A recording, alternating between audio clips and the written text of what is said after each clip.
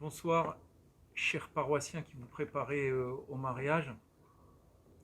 Je profite du joli soleil du soir et puis de calme relatif sur la rue du Mont-Cenis pour vous adresser ce message de fraternité à l'occasion de la fête de l'Annonciation. Aujourd'hui, le 25 mars, nous sommes exactement 9 mois avant Noël et nous faisons mémoire du moment où l'ange Gabriel, je vais vous lire le récit, l'ange Gabriel est venu annoncer à Marie qu'elle serait la mère du Sauveur.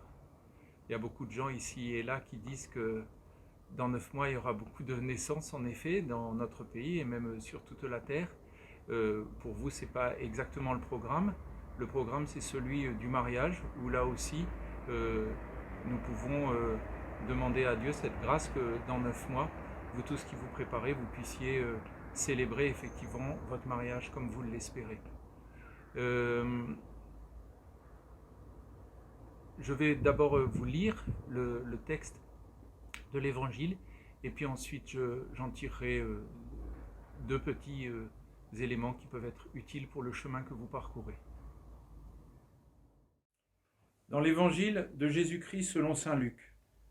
Le 6e mois, l'ange Gabriel fut envoyé par Dieu dans une ville de Galilée appelée Nazareth, à une jeune fille, une vierge, accordée en mariage à un homme de la maison de David appelé Joseph, et le nom de la jeune fille était Marie. L'ange entra chez elle et dit « Je te salue, comblée de grâce, le Seigneur est avec toi. » À cette parole, elle fut toute bouleversée et elle se demandait ce que pouvait signifier cette salutation. L'ange lui dit alors « Sois sans crainte, Marie, car tu as trouvé grâce auprès de Dieu. Voici que tu vas concevoir et enfanter un fils, tu lui donneras le nom de Jésus, il sera grand, il sera appelé fils du Très-Haut, le Seigneur lui donnera le trône de David son père, il régnera pour toujours sur la maison de Jacob, et son règne n'aura pas de fin. » Marie dit à l'ange, « Comment cela va-t-il se faire, puisque je suis vierge ?» L'ange lui répondit, « L'Esprit Saint viendra sur toi, et la puissance du Très-Haut te prendra sous son ombre. C'est pourquoi celui qui va naître sera saint, et il sera appelé fils de Dieu. Et voici qu'Élisabeth, ta cousine, a conçu elle aussi un fils dans sa vieillesse, et elle en est à son 6e mois, alors qu'on l'appelait la femme stérile, car rien n'est impossible à Dieu. Marie dit alors, voici la servante du Seigneur, que tout se passe pour moi selon ta parole. Alors l'ange la quitta.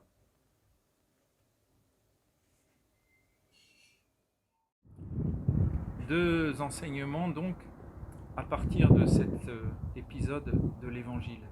Le premier sur l'humilité de Dieu. Dieu se fait homme, et même dans cet épisode, il se fait tout petit embryon dans le sein de Marie.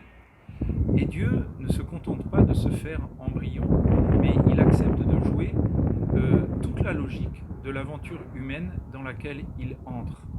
Après tout, Dieu avait-il vraiment besoin du oui de Marie, de l'acquiescement libre de Marie ? Dieu avait-il vraiment besoin, par son ange Gabriel, de prendre le temps de répondre à la question que Marie pose, de prendre le temps d'expliquer à Marie ce qui allait s'opérer en elle ? En tout cas, c'est le chemin que Dieu a choisi, celui de prendre le temps de proposer, d'expliquer et d'attendre la réponse libre de l'homme. Vous savez, et nous expérimentons dans ces semaines très contrariantes, combien il nous en coûte d'être déplacés dans nos projets. Certains d'entre vous ont même dû décaler la date de leur mariage. Et il est bon de contempler la manière dont Dieu opère, lui qui est le Dieu tout-puissant, lui qui est le Dieu qui a fait toutes choses et qui décide pour faire avancer son plan et le faire avancer à un moment si important puisqu'il s'agit du moment où il vient habiter au milieu des hommes. Il décide et il veut le faire au rythme de la créature humaine. Pour vous autres qui êtes décidés à avancer sur le même chemin, l'un avec l'autre, contempler la patience et l'humilité de Dieu est une source de renouvellement infini pour les jours où vous vient l'impatience, pour les jours où la tentation de se raidir parce que les choses ne se passent pas comme prévu. prendre le temps d'attendre, prendre le temps d'expliquer, prendre le temps d'écouter, comme Dieu le fait avec Marie. Et puis l'autre enseignement, c'est celui de la noblesse de nos engagements, la puissance des promesses que nous sommes capables d'articuler par notre parole. Vous avez entendu à la fin de l'évangile, Marie dit « Je suis la servante du Seigneur, que tout m'advienne selon ta parole ». Et à ce moment-là, eh bien, le texte nous dit que l'ange la quitta, c'est-à-dire que d'une certaine manière, c'est Marie qui prend la main à ce moment-là. C'est pour dire que ce qu'elle vient de dire, que tout se passe pour moi selon ta parole, le oui de Marie en latin c'est son fiat, fiat comme les voitures, le fiat de Marie, c'est pas simplement une réponse formelle que l'ange attend et puis après, hop, il va annoncer à Dieu qu'elle a dit oui et puis ils vont de leur côté dérouler leur plan sans trop s'occuper de Marie. Mais le oui de Marie, Dieu va continuer à s'appuyer dessus pour la réalisation de son projet. Marie va porter l'enfant Jésus en son sein et elle porte le projet de Dieu par la puissance et la générosité de sa promesse. Et vous aussi, vous vous apprêtez dans quelques semaines, quelques mois, à échanger vos consentements, à faire une promesse qui sera des mots articulés, des mots qui ne tombent pas de nulle part, mais qui viennent d'un projet d'engagement de toute votre personne, corps, âme, histoire, etc. L'échange des consentements, vous l'avez remarqué dans les mariages où vous avez pu vous rendre, à la fois c'est pas toujours confortable parce qu'il faut parler dans le micro tout en s'adressant à celui ou à celle à qui l'on s'adresse.